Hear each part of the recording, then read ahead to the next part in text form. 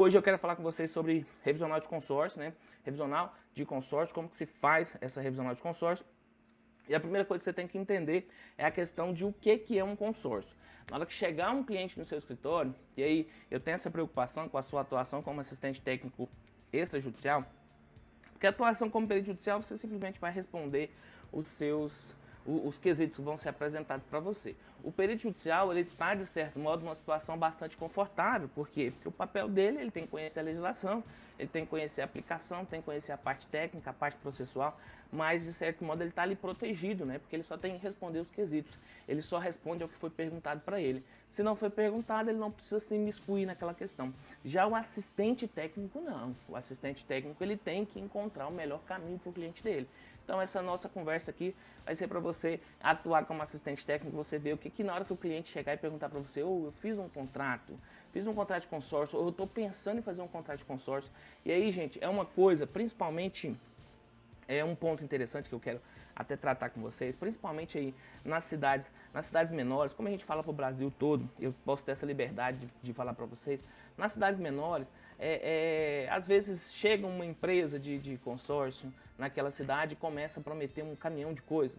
Às vezes é uma loja de móveis, não estou jogando em direto, mas às vezes é uma loja de móveis, tradicionalmente acostumada a vender móveis e começa a vender contratos e aí coloca os vendedores dela para vender contratos e nem sempre os vendedores dela seguem todas as regras definidas para a venda de consórcio. Às vezes começam a inventar algumas histórias e aí a pessoa vai perguntar para você, e aí, doutor, eu devo fazer, quais são as regras que se aplicam, o que aplica, o que não aplica? O meu objetivo é explicar para você exatamente o que você vai falar para os clientes, como que vai aplicar, como que não vai aplicar, o que vai ser feito, né? O que deve ser feito e o que não deve ser feito. Então, quando eu falo sobre um contrato de consórcio, é uma modalidade de compra que ela é baseada na união de pessoas. Então, o segredo do consórcio é você entender que ele não é uma operação de financiamento, entendeu? Apesar de ser uma operação financeira, apesar de ser uma operação que envolve dinheiro, ele é uma operação de financiamento. Ele é uma união de pessoas e a união dessas pessoas vai permitir com que se forme uma determinada poupança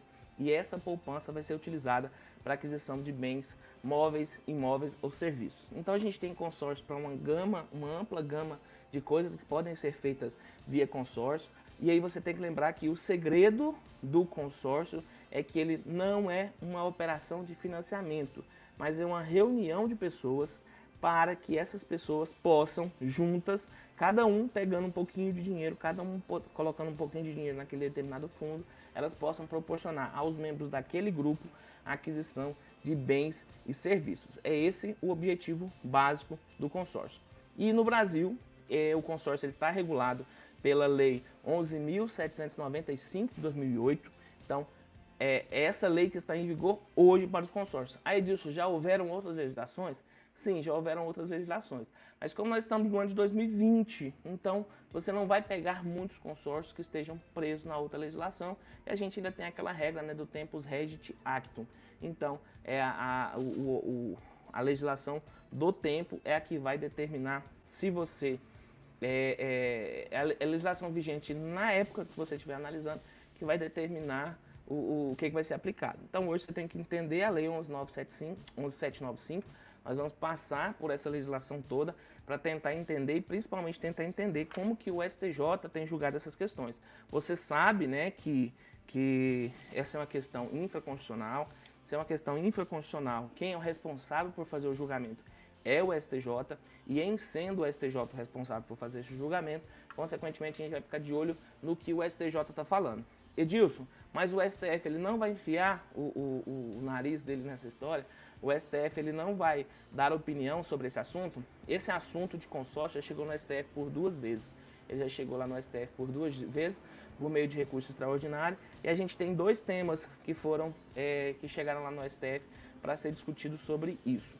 O primeiro tema é o tema 332. Então eu tenho o tema 332 do STF. 332 do STF e o tema 461 também do STF. Tema 338 e tema 431 do STF. Esses 2 temas, eles foram levados para o STF, foram decididos em termos de, olha, Vamos verificar o que se deve fazer no caso do contrato de consórcio. E aí, em ambos os temas, o STF deu o seguinte posicionamento. Primeira coisa, consórcio não tem repercussão geral. E segunda coisa, consórcio não está sob, ele não afeta diretamente a Constituição. Como o STF é o guardião da Constituição, nesses dois temas, a resposta dele foi isso. Olha, primeiro, não tem repercussão geral, consequentemente, já seria um motivo para não julgamento. Segundo, é que não se trata de matéria constitucional. Aí, Edilson, então agora, se o STF já falou que não se trata de matéria constitucional, agora eu vou buscar quem? Eu vou buscar quem é o responsável pela matéria infraconstitucional. E quem é o responsável pela matéria infraconstitucional? Claro, é o STJ. Então vamos ficar de olho no que o STJ tem decidido para a gente conseguir saber para onde vai. E aí, muita gente, aproveitando esse momento aqui, tem muita gente que me pergunta, Edilson, como que eu fico sabendo o que eu tenho que ler para aprender a legislação bancária? O que eu tenho que ler, né? O que eu tenho para aprender essa parte de perícia bancária? Qual que é a lei que eu tenho que ler?